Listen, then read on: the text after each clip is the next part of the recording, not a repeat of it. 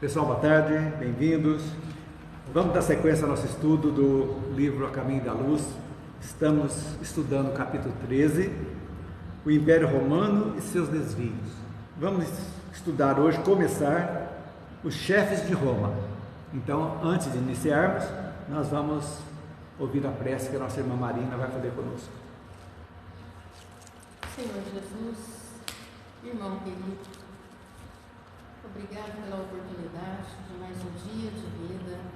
Vamos agradecer a Deus, nosso Pai. Vamos agradecer a espiritualidade maior também por estarmos aqui. O anjo da guarda de cada um de nós, os trabalhadores da nossa casa, amigos espirituais que vêm participar conosco, nos ajudar, já prepararam para nós o ambiente. E agradecer também os que vieram participar, assistir o nosso estudo. Nós só temos que agradecer, Senhor, e queremos pedir para as pessoas que deixaram o nome nos cadernos, os encarnados e os desencarnados, e que nós tenhamos uma tarde de paz e de muita luz, de muitos aprendizados, e que a espiritualidade amiga possa visitar os nossos lares, abraçar os nossos entes queridos e também as pessoas que não puderam vir e sejam também abraçadas. Mestre Jesus, continue conosco, nos abençoando, nos fortalecendo, nos dando a paz e nos dando a luz, hoje, agora e sempre. Que assim seja. Amém. Que assim seja, graças a Deus. Vamos dar início então ao nosso estudo. Uma coisa muito interessante, antes da gente começar, nós vamos ver um pouco da história de Roma hoje, muito legal. Mas tem uma coisa que Emmanuel traz para nós aqui no livro que vale a pena a gente ver, que nem sempre o que a espiritualidade planeja acontece. Por quê? Porque nós temos o livre-arbítrio. Então planejou tudo. Então aqui a intenção é mostrar, que Emmanuel quer dizer, o determinismo, né, do mundo espiritual, que era o amor, a fraternidade, que é exatamente colocar aquele povo lá, tinha tudo, um grande império, para começar realmente a evolução acelerada do planeta. Mas, infelizmente, né, não deu certo. Os homens, né, a hora que tomaram o poder, respeitando-se as liberdades dele, que Emmanuel diz para nós aqui, mudaram totalmente o curso. Então, isso aqui é algo que nós sabemos como é que acontece. E interessante, que Emmanuel, vocês vão ver, quem tem um livro, vocês vão ver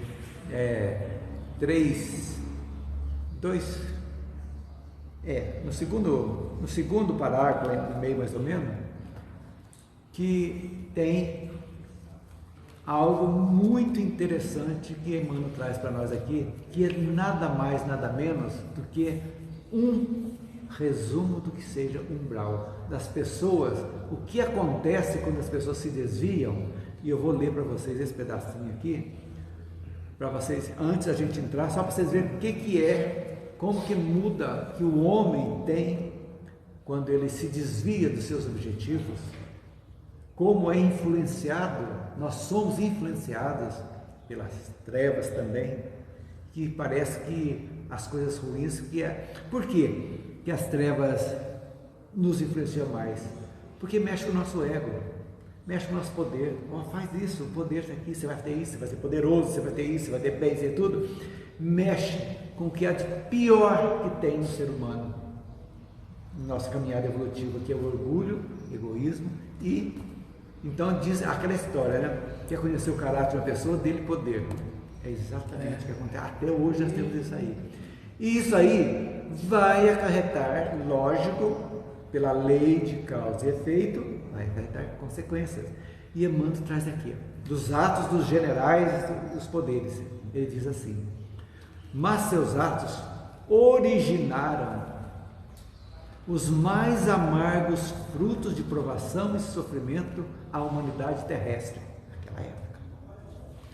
E é por isso, em sua quase totalidade, entraram no mundo espiritual, seguidos de perto pelas suas numerosas vítimas, entre as vozes desesperadas das mais acerbas acusações, ou seja, a vingança, aqueles que foram judiados, mortos, assassinados, sem o conhecimento. Quando aquele morre, desencarna, junta-se tudo e cria-se as obsessões, e às vezes obsessões coletivas, às vezes aí. Isso aí para a gente entender, explicando de uma forma bem clara as consequências dos nossos atos. Quer dizer, aonde que estão essas vítimas? Esses espíritos sedentos de vingança. E assim sucessivamente, 2000 anos nós estamos nessa luta. E temos pessoas ainda, espíritos atual, que ainda estão espiando coisas lá da antiguidade. Nós trazemos conosco. Como é aquela história do circo que pegou fogo lá em Niterói, né?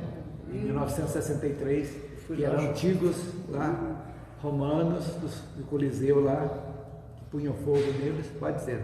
Fui lá ajudar, foi das coisas mais horríveis que eu já vi na minha vida. Sim, também. Mais antigo. Aquele menino que foi o carro arrastado. E depois, olha o que tinha por trás disso. Então, das vidas. Exatamente. Então a gente vê que Deus não castiga, existe consequência. E que quanto mais rápido a gente conscientizarmos disso, melhor as coisas vão ficando. Por quê? Porque Kardec dá o caminho para nós. Lá no livro Céu e Inferno, né? Dá a dica, arrepende. Arrependimento é fundamental. Mas não é arrependimento sobre a boca, é arrependimento do coração. Vem a expiação, e com a expiação do sofrimento vai cair a ficha que nós precisamos reparar de algum modo. Não precisa ser igual ou para a mesma pessoa, não interessa. Isso é muito caro. Mas essa reparação pode ser de um nível, pode ser de um nível espiritual, pode ser de um nível para outras pessoas, se aquela pessoa não está perto. Então tudo vai do sentimento nosso, né, que precisamos fazer a nossa reparação. Reparou? Nós vamos quitar a dívida e não vamos ter problemas nas nossas próximas encarnações. É isso que a gente precisa saber, né? Então, só para dizer isso, que nós estamos vendo os desvios do Império Romano, né? Um dos desvios, né, que é o tema do capítulo 13. Então, nós vamos ver agora, contar um pouquinho que Emmanuel traz para nós aí do que aconteceu nesse período, que diz aqui, depois de Caio assassinado no Aventino, né? Então, alguns textos dizem que Caio se suicidou antes que fosse morto pelo seu irmão, né? Falando na semana passada. Mas ele também foi morto durante um levante no Monte Aventino. Então, está desse jeito aí. Após a irmã dos irmãos Graco, que lutavam por uma política mais justa, iniciou-se um regime que praticamente liquidou com todas as conquistas morais. Quer dizer, aquilo que estava tudo que eles fizeram, os Gracos fizeram, que nós vimos na semana passada, né? Da reforma agrária e todas aquelas leis boas, tudo, sepultou tudo. Quer dizer, é um governo que não tem continuidade. Já tomou conta e já mudou tudo, né? Então foi quando Mário, quem era Mário? Caio Mário, que nasceu em 157 a.C. e morreu em 96 a.C. Ele assume o poder na República Romana, né? Depois de Caio. Então, Mário assumiu. Quem foi Caio Mário? Ele prestou serviço militar durante a Terceira Guerra Púnica e aos 30 anos entrou para o Senado romano, onde foi tribuno da plebe em 119 a.C. Então ele não era da elite, ele era da plebe, que foi uma conquista da plebe participar do Senado. Eram eleitos alguns que participavam lá. Então ele, como era militar, foi vitorioso na carreira militar, ele ascendeu então ao Senado. E, seguindo ainda, uma das guerras que nós vimos aqui, a vitória sobre Jugurta, que nós vimos semana passada também a respeito disso aí. O rei da Numídia, antigo nome da região norte da África, onde estão hoje a Tunísia, a Argélia, a Líbia, o Egito, rendeu a Mário o título de cônsul em 107, quer dizer, pelas vitórias dele nessa guerra sobre Jugurta, que ele ganhou o título de cônsul e pôde participar do Senado. Quer dizer, passou a ser da elite de Roma também, na época. Ele não era da plebe. Mas nessa época também existiram as tribos germânicas, que eram os bárbaros mesmo, fora de Roma, que estavam avançando, querendo conquistar o Império Romano. E quem participava os povos dessas tribos romanas? Isso até só para a cultura da gente saber. Eram os símbolos, que escreve com C, tentões, marcomanos e tigurinos. Eram tribos. Tribos dos símbolos, dos tentões, dos marcomanos e dos tigurinos. Com mais de 1 milhão de homens do exército, tentaram invadir a Península Itálica. Gente, naquela época. Tentaram invadir o quê? A Península Itálica. Aqui embaixo. 1 milhão de homens. Então, Mário era considerado como o único general capaz de lidar com a ameaça. Então, ele tinha essa ascendência, conhecimento militar, né, de preparar. Então, ele reorganizou o exército romano, colocou ele apto e partiu para cima e derrotou as tribos germânicas. Mas o poder, falamos há pouco, a inveja, e aí brigaram e entrou Silas no lugar dele. Vai ao poder, foi tirado. E quem foi Silas?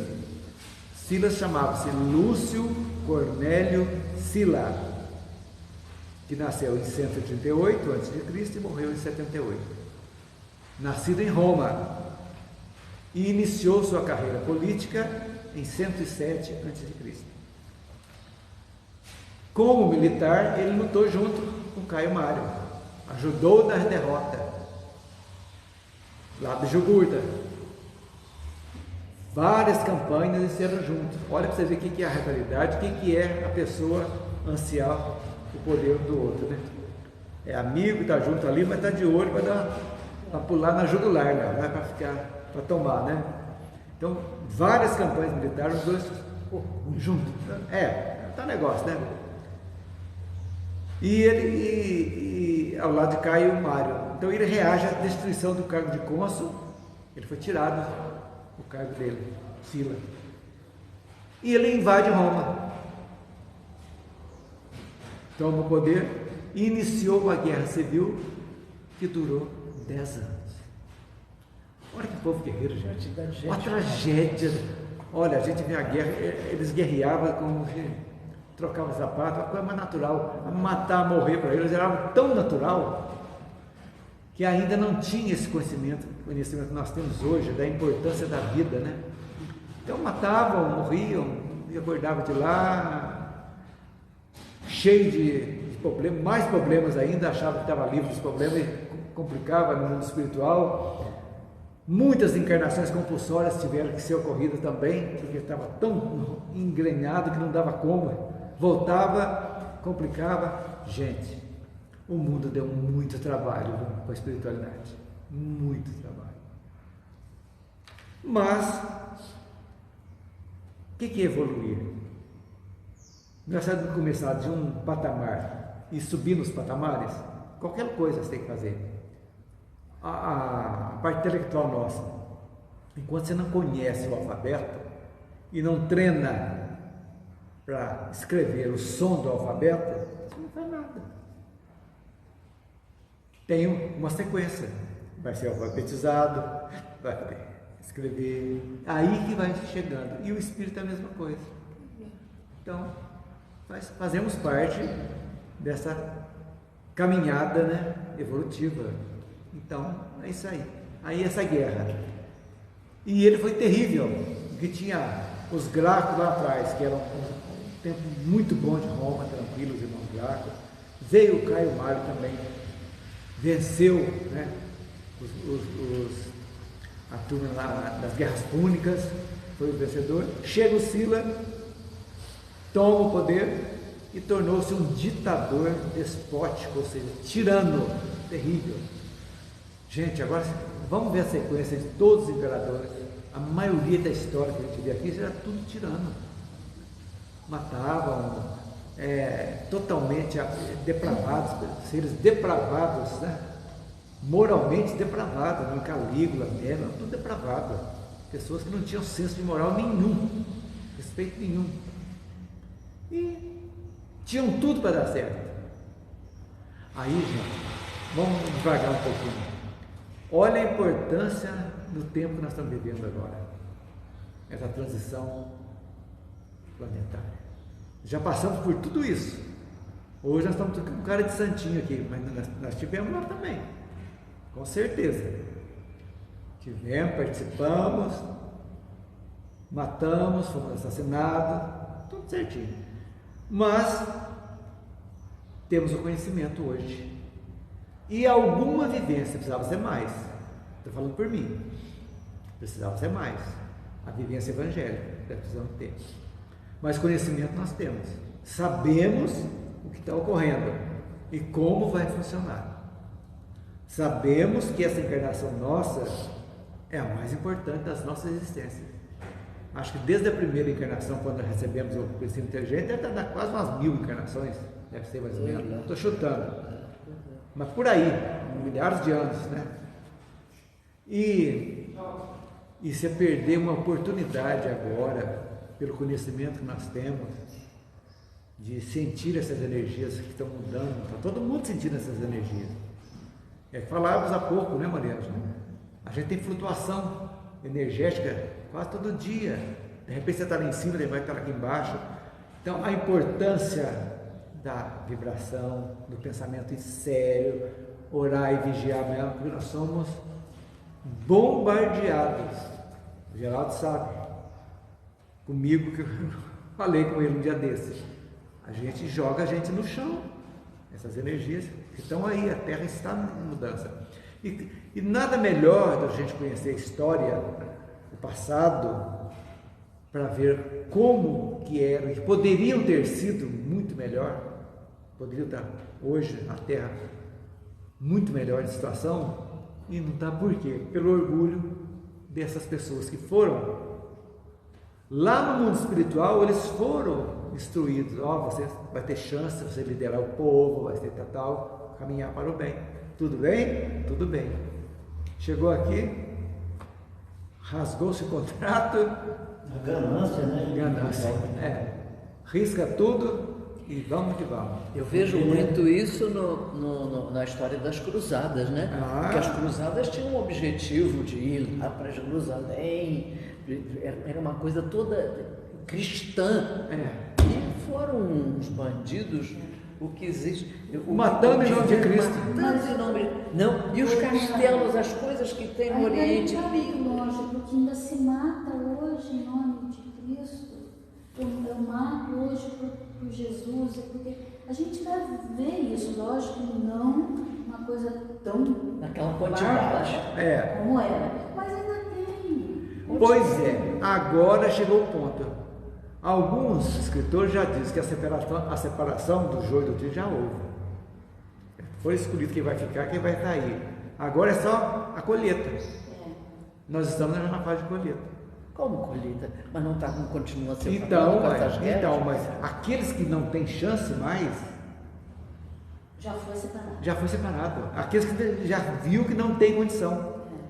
É o que eu falei, um terço está pronto, um terço está com o pé na terra, outro no barco, e um terço não tem chance. Escuta, então, assim, num aspecto histórico, em quantidade, porque antigamente era quantidade, hoje em dia vai mais numa quantidade menor, digamos assim. Não tanto, é de acordo com a população. Nós estamos com 8 bilhões. Sim, mas naquelas guerras aquilo tudo passava, essa quantidade de desencarnados, e a gente... Você está dizendo o seguinte, todos que desencarnaram naquela época voltaram para a Terra reencarnados aqui. Agora, aqueles que não estão mais que não tem chance de ficar aqui, vão desencarnar e não voltarão a encarnar na Terra mais. Que são esses que tiveram a chance, Sim. voltaram, mas ficaram do mesmo jeito. Mesmo jeito. É isso, estou falando. E não, claro, exatamente. Mas E dizem também, vários autores, que os portões do umbral foram escancarados depois da Segunda Guerra. Para dar chance de para todo mundo, esses renitentes mesmo do mal, tanto que olha o pulo que a população deu. De 2 bilhões na época, mais ou menos, 1930, 40, passa para 8. Então foi dada chance para todo mundo. Então, ó, a separação já houve. Praticamente aqueles que não têm chance. A espiritualidade já sabe aqueles que não terão chance mais. Porque já foi dado tudo e eles estão fazendo a mesma coisa agora. É esse o grande problema. Agora, a gente que tem, né, já tem o conhecimento e um pouquinho de vivência, é a hora agora de aprimorar. Gente, o caminho nosso é esse. Vamos seguir adiante. Porque a Terra, as coisas da Terra vão ficar na Terra. As coisas do Espírito são agregadas a nós. É essa a importância. Então, tudo isso aí que a gente está vendo é exatamente para dizer que quantas oportunidades foram perdidas no correr desses milênios. E Jesus veio exatamente para mostrar o amor, a base dele da fraternidade. Não entenderam e os próprios judeus o assassinaram, aquele que era para ser o Messias Salvador. Então, fica difícil, né? Mas agora não. Agora nós estamos no século da luz. Agora, tudo aquilo que está escondido debaixo, acobertado, estão vindo à tona. Hoje não tem segredo mais que fique escondido por muito tempo. Muita falcatrua, muito assassinato, muita coisa que ninguém sabia. Volta, eclode tudo. Então é o tempo mesmo. Então agora eu estou rescaldo, está fazendo o último rescaldo daquela turminha que está com um pé na terra, outro no barco. Onde você quer? Você vai ou fica? Então é isso que a gente tem que fazer. Então nós sabemos que a maioria, né, a grande maioria tem chance de ir. Mas está difícil. O que está certo mesmo é 1/3 da população. Já estão capacitados para exercitar o amor. Não são perfeitos, viu, gente? Mundo feliz é uma coisa, mundo regeneração é outra. Melhorando. Mas o mundo feliz é aquele que realmente não tem cobrança nenhuma mais. Já quitamos tudo para a gente entender, né? E é isso que a gente tem que analisar. Por que a gente aproveita o estudo, estão vendo a história que Emmanuel traz para nós? Exatamente para a gente pegar lá atrás os exemplos e colocar hoje, nos dias atuais, para saber o que nós estamos fazendo nas nossas vidas. O que nós estamos vivendo? Para quê? Para ter poder? Essas brigas de poder, de tomar um país, tomar o outro, de ter armas. Para quê? Para que eu vou adquirir mais débito na minha contabilidade espiritual, que é a única que vai valer para mim, que vai ficar tudo aqui na terra? Inimizade, ódio, remorso, ressentimento. Para quê, gente? É isso que nós estamos agora, nessa flutuação de energia que está mudando tudo, a energia da Terra. A frequência da Terra já iniciou a mudança. Nós estamos sentindo, quanto mais espiritualizados nós somos, mais sentimos essas mudanças que vem, nos abraça, de repente nos repele. Uma coisa é natural, para que a gente firme o pensamento, coloquemos as nossas palavras e atos em harmonia. Só isso precisamos. É preciso religião, gente? Não, de maneira alguma. Nós estamos falando da religião, somos da doutrina espírita, porque é uma doutrina que abre o leque para todos e que não impõe nada, mostra só a realidade, que serve para judeu, para muçulmano, para toda a gama de religiões que está aí, evangélicos, testemunho de Jeová, tudo isso aí, uma coisa só. Mostra a Deus bondade Deus amor, Deus justo, Deus que dá oportunidade para todos nós. Então Deus não está dando oportunidade para mim mais, porque eu não vou ficar na terra. Está dando sim. Você vai para uma escola diferente, para você valorizar aquilo que você não valorizou aqui. Você foi um aluno relapso, não fez trabalho direito, não estudou direito, não fez a lição de casa, foi um mau colega, desrespeitou os professores. Então você vai agora para uma escola diferente, mas você vai evoluir também.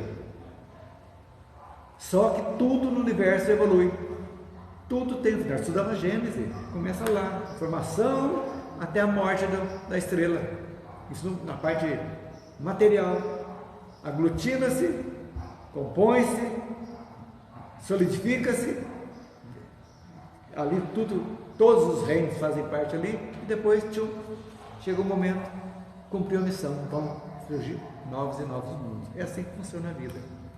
Vamos aproveitar nossa encarnação, isso é fundamental. O momento é esse. O momento é agora, muito importante. Então, o Silas foi como patriarca dos ditadores, é aquele que foi o ídolo de todos os ditadores do mundo, de ruindade, foi Silas. E a principal ação dos ditadores era matar. É lógico, para ter o poder. Para conquistar poder, dinheiro, escravo. Aqueles povos que perdiam eram escravizados, e assim sucessivamente, né? Então foi um ditador tirano, né? Patriarca, ditadores, inaugura um período de muitas lutas. Então, gente, o poder, desde o início da humanidade, é muito difícil para o espírito humano lidar com o poder, que é uma ilusão. E é uma ilusão. Passa. Você foi. Chega num ponto. Getúlio, no Estado Novo, né, fez mandofa. Não era da minha época, não era nascido, mas criou muita coisa boa. Veio com uma missão nobre, foi desvirtuado um pouquinho. Teve a segunda chance, não deu certo e suicidou. Então veio também, foi um espírito que era para ser missionário. Fez sim, melhorou a relação de trabalho, ele foi o que fez, tudo, tem muita coisa boa, mas também desvirtuou também. Porque o poder, dureza está no poder, ilusão. Aquele que detém o poder, olha, isso aqui eu quero poder mandar para todos os líderes do mundo, mas para eles colocar em prática. Aquele que detém o poder deve vigiar muito, pois o poder mexe com várias paixões, como por exemplo, orgulho, egoísmo, que são consideradas as duas chagas da humanidade, como diz Emmanuel. Vigiar, porque a sensação do poder de ser mais importante que os outros é uma coisa. E o que acrescenta de débito, né? Não, é o que eu estou falando. A pessoa que tem o poder e faz mau uso, né? Faz mal, por quê? Porque ele vai ficar todo. Eu que mando, eu sou o supra-sumo aqui. Você tem que fazer o que eu mando, comer na minha mão. Isso não é poder lá no país, não. É um poder numa escola, numa empresa, é a mesma coisa. Perde a consciência de que a existência é 70 anos, 80 anos, depois qualquer poder que tiver vai ser. Vai deteriorar, não tem como. É isso que as pessoas esquecem, que vão envelhecer, acham que vão ficar eternos. O poder é cego, né? É o que eu estou falando. Agora, outro nome que Emmanuel traz para nós aqui foi Marco Túlio Cícero, ou simplesmente Cícero. É outro nome muito importante nessa época de Roma. Devido à sua prudência, ele muito conseguiu em favor de Roma. Cícero. Ele, como se ele se destacou? Como linguista, tradutor, filósofo, além de ser um orador e um advogado de sucesso. Já tinha advogado na época, gente. Serviu na guerra social, apesar de não ter interesse pela carreira militar. Mas ele cumpriu o período militar dele. Olha o que ele fez, Cícero, é muito interessante a gente saber. Ele foi para Atenas e se apaixonou pela filosofia. Ele foi responsável de introduzir a filosofia grega aos romanos, criando um vocabulário filosófico latino, em latim. Então, Cícero, isso aí eu não sabia, gente, eu aprendi na pesquisa. Eu já havia falar dele, tudo certinho, tudo, mas isso aí desse vocabulário que ele criou, eu não sabia. Aí teve aquela bagunça e Emmanuel fala aqui dos triunviratos, né? Que eram 3 que começavam. Como nós tivemos aqui na época de Dom Pedro II, né? Que ele era menor, tinha os regentes, né? Regência Una, regência Trina, estudamos tudo isso aí. Então o primeiro triunvirato foi uma aliança política estabelecida em 59 a.C. entre Caio Júlio César, Pompeu o Grande e Marco Licínio Crasso. Esse Crasso é interessante, já ouviu falar nisso, no erro Crasso? O Marcos escreveu assim, que o Marcos já viu depois assim, triunvirato ou trica. É uma associação política entre 3 homens em pé de igualdade. É isso aí? Exatamente, pé de igualdade. E durou 6 anos, até que durou muito, viu? Porque 3, tudo com o olho mais grande no outro. Então quem foi? Caio Júlio César, era patrício, né, da elite, líder militar e político romano. Pompeu o Grande era militar, general e político. Marco Lício Crasso foi também patrício, general e político. Então era tudo danado. Então a década de 50 a.C. foi marcada pela união desses 3 homens. Júlio César, eleito cônsul. Pompeu, né, extremamente popular junto aos cidadãos, mas desprezado pelos senadores. Olha para você ver, o político não gostava dele, porque ele não tinha sangue nobre. Ele era general, mas não era patrício, né? E Crasso, considerado o homem mais rico de Roma, mas não tinha influência política. Então juntou ali uma nata boa, né? Para saber, né? A história continua. É tudo meio parecido. Tudo parecido, né? Parece que se repete, né? Tudo se repete. O primeiro triunvirato, então, foi uma acordo informal, sem nenhum valor político, por mais 5 anos. Quando Crasso morreu na batalha de Carras ou Carrás, enfraqueceu a relação de Pompeu e César, que desfaz a aliança e, adivinhem, tornaram-se inimigos, para variar, né? Aqui, isso aí não dá. Os generais romanos, então, poderiam conquistar através da violência, sempre pela violência, se desviando dos caminhos sagrados, que é aqueles que eles se comprometeram na espiritualidade e chegou aqui desandado.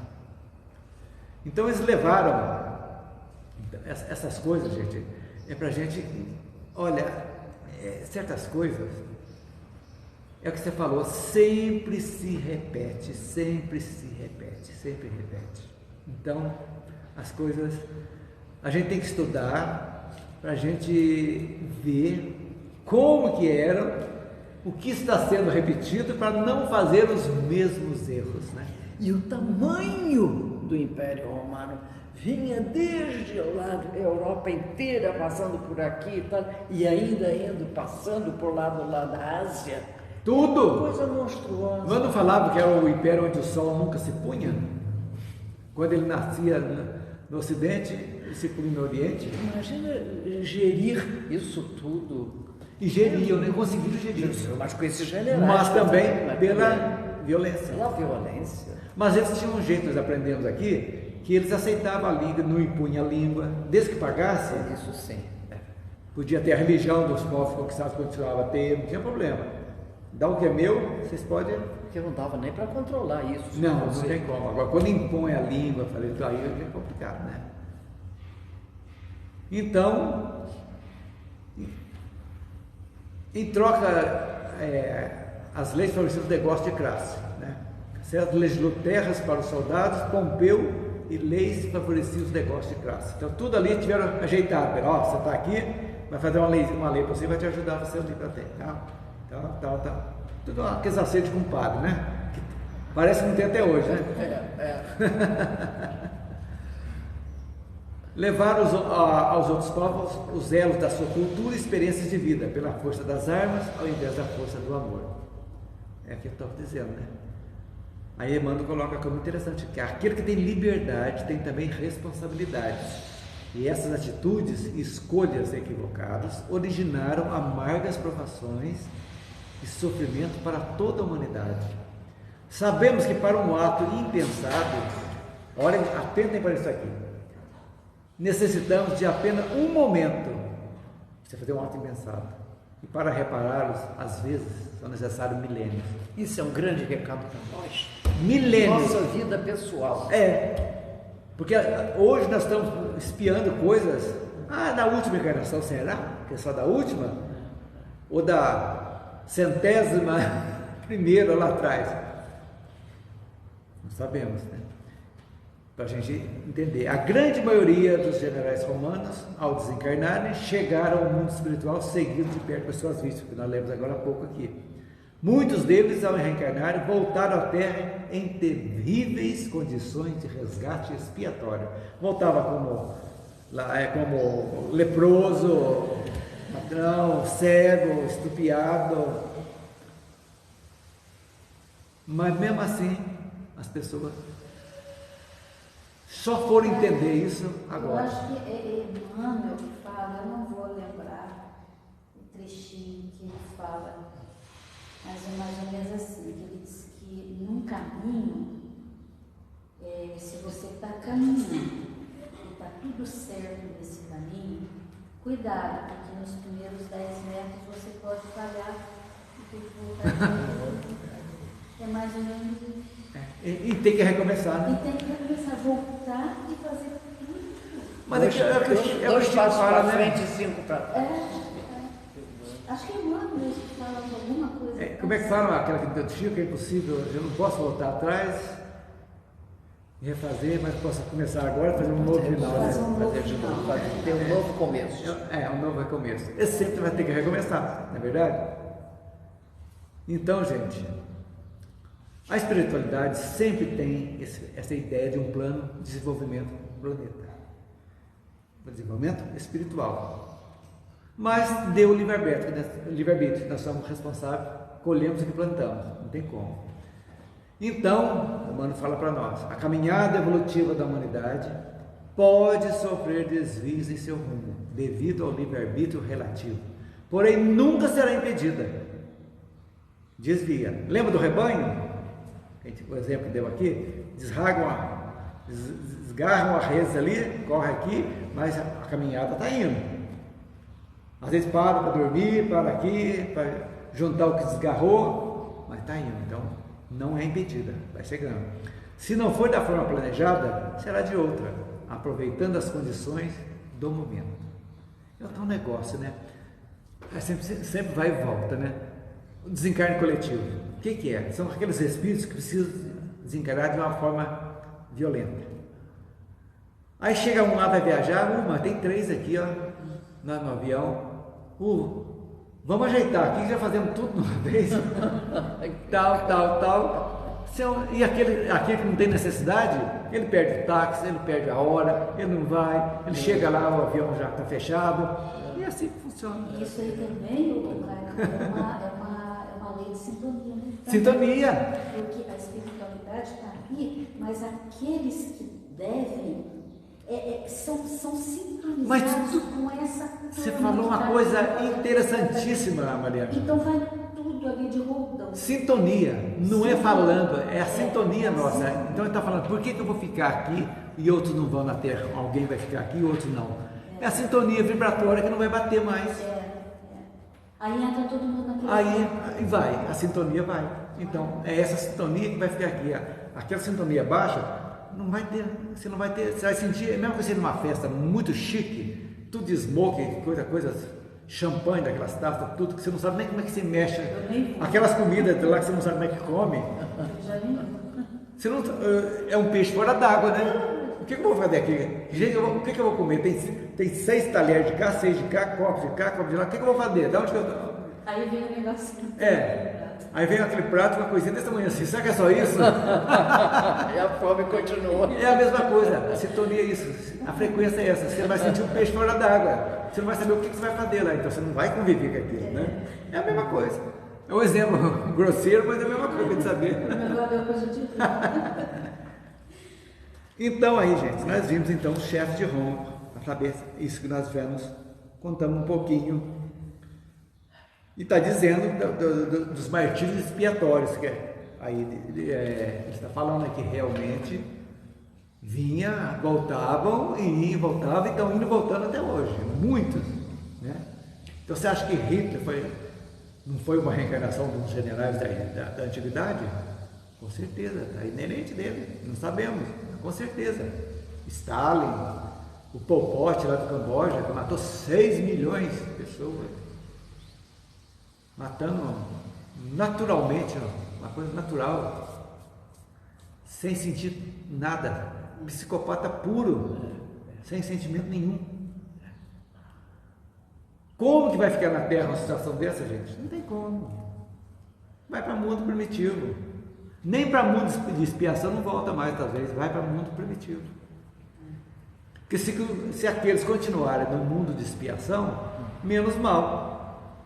Vão repetir o ano mais ou menos igual. Mas muitos vão para muitos bem mais.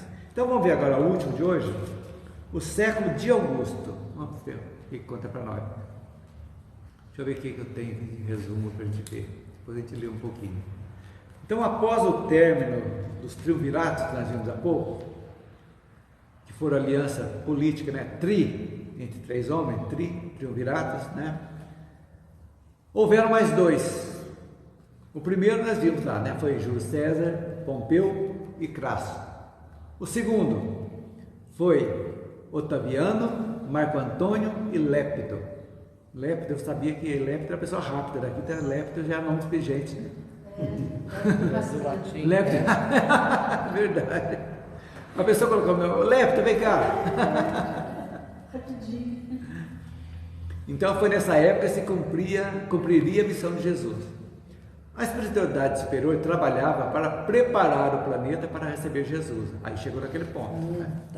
Em 33 a.C., né, que foi o segundo triunvirato, né, de 43 a 33, está quase chegando na época da chegada de Jesus.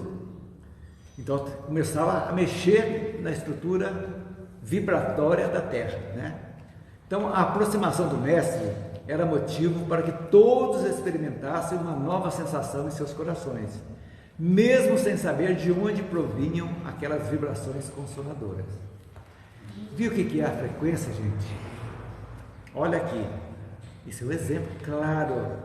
Então jogaram energias tão poderosas na chegada de Jesus que começou a receber a influência. Todos começaram a receber essa influência positiva, de paz, de harmonia, e não sabiam daí, aquela sensação de bem-estar, e não sabia, aquele povo guerreiro, rude, lá, cheio de defeitos, começaram a sentir essa energia chegando ao planeta como se fosse uma nuvem de bênçãos, que nós já estudamos da vinda do Cristo, né? Que chegou exatamente, foi preparada para que tivesse momentos de paz no planeta, né? Que o planeta praticamente resumia-se a Europa e a Ásia naquela época mesmo, né? E África, né? Norte. Então, todo mundo já começou a receber essas energias. Jesus nasceu então durante o governo de Augusto, por isso esse governo trouxe tranquilidade para Roma, como também para outras sociedades organizadas do planeta. Mais ou menos século 6 e 4, ou 4 antes de Cristo. Antes de Cristo, Então Augusto trouxe grandes reformas políticas, sociais, com leis mais justas, inaugurando um período de relativa paz, conhecido como Pax Romana. E Augusto morreu com 75 anos. Olha, na época era um idoso, conseguiu viver muito, porque normalmente todos morriam jovens ainda, né? Mas lembrando que nessa época aí o ano tinha 10 meses ainda. 10 meses, é verdade. Com 75 anos, se for o caso. Podia diminuir um pouco. Se for converter, vai dar para 50 e pouco. Né? Com certeza, é verdade. E quem assumiu foi Tibério, que era filho adotivo dele. Então isso aí é o século de Augusto, podemos dizer que foi o século de paz, né? Que é onde preparando para a chegada de Jesus.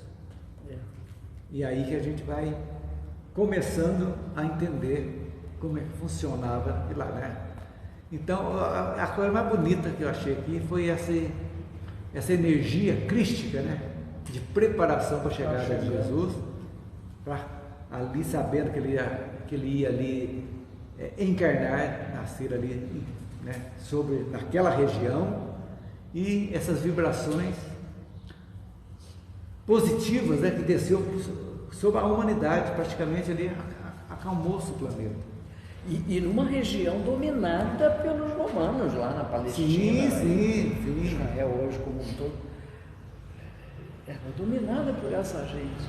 E na realidade nós sabemos que Jesus, Pilatos lavou as mãos, mas não foram os romanos que o condenaram. Ele lavou as mãos, ó. Eu vou oferecer, tem Barrabás e tem Jesus, o que vocês querem? Ele lavou a mão porque não achou crime. Ele era o juiz, né? Ele que proferia a sentença. Ele não achou crime. E era costume, né? Lavar as mãos para dizer, ó, já resolvi. É seu. Está definido. Mas os judeus eram os mais revoltados, né? A reunião dos sacerdotes, todos eles decidiram. Eles corromperam Judas para seguir, para entregar, fizeram. Não. O coitado do Judas, imagina, o Judas depois acaba se suicidando, porque. Mas Jesus foi lá, no umbral, tiraram de lá, dizendo, ajudaram lá. Nesse caso aí, principalmente os fariseus, né? Sim. Claro, que eles eram descontentes com o que Jesus pregava, né? Eles eram, vamos dizer, os apóstolos do poder, vamos dizer assim, do poder em relação à religião. Sim, eles eram aqueles ritualistas mesmo, seguia orgulho ritualista mesmo, do Torá lá, né? Todo limpinho que não vai lá na terra, onde que exatamente. O doente, né? Exatamente isso. E Jesus ia lá, fazia tudo isso, contrariava o que eles pregavam. É verdade. E Jesus aprendeu com eles, né? Porque até 12, 13 aninhos, ele era levado lá, onde toda criança vai no templo. No templo, né? No templo. Então ele era uma criança que tinha todos esses ensinamentos a partir desse grupo de sacerdotes, e mesmo assim ele conseguiu colocar as ideias dele. Porque a ideia dele, na verdade, já estava feita, né? Não precisava. Agora, outra coisa muito interessante aqui do século de Augusto é o último parágrafo que eu gostaria de ler para vocês, a respeito de mecenas. Hoje nós sabemos mecenas, né? O cara é um mecenas, aquele que vai dar arte, que patrocina, né? Então começou lá em Atenas, lá. O espírito artístico filantrópico de Atenas revive na pessoa de mecenas, uma pessoa confidente do imperador, ali, cuja generosidade dispensa mais carinhosa atenção às inteligências estudiosas e superiores da época, quais Horácio e Virgílio, que assinalam, junto de outras nobres expressões intelectuais do tempo, a passagem do chamado século de Augusto com as suas obras que eles começaram endeusando. Por quê? Porque Mecenas que patrocinou todos esses escritores, tudo ele que incentivava as artes, a cultura que ele aprendeu lá de Atenas, né? Então, isso é muito interessante para a gente entender, né? Com as suas obras numerosas, ok, gente? Financiava cultura. E hoje criou-se, né, um termo mecenas, aquela pessoa que de posses que patrocina a cultura em todas as áreas, né? Vamos encerrar então. Semana que vem nós vamos. Eu acho que já vai dar, quase que dá para a gente terminar. Semana que vem nós terminamos. Vai ser a transição de uma época, provações coletivas dos judeus e romanos, as provações aí, ó. E fim da vaidade humana, da época, né? Porque a vaidade continua até hoje, né? Parabéns pela pesquisa, porque a gente vai pesquisando e vai entusiasmando. Quem vai fazer a prece para nós? Eu posso fazer. Tem então tudo bem. Aqui escrita, bonita. Então, pessoal, nesse momento da prece que a Eliana vai fazer para nós, Vamos pedir também a fluidificação da nossa água aqui. E você que está em casa também, coloque uma jarra com água aí para que seja fluidificada, para que todos nós, ao fizermos uso dela, nós possamos estar realmente reequilibrados, física, mental e espiritualmente. Ok, gente? Vamos à prece, então. Te agradecemos, Senhor Jesus, este momento de paz que juntos passamos aqui nesta tarde. Nós te sentimos, Jesus, presente junto de nós, em vibrações fraternas, vibrações de amor. Na estrada da vida nós pedimos que nos conduza sempre na prática do bem, tanto nos momentos de alegria quanto nos momentos da dor. Ajuda-nos a ter a compreensão para sermos pacientes com nossos irmãos, a ter mais carinho, atenção para com a nossa família. E, amado Mestre Jesus, que nossa bandeira de luz seja sempre a fraternidade e o amor em nossos corações. Que assim seja. Que assim seja, graças a Deus. Pessoal, uma boa tarde, até semana, se Deus quiser.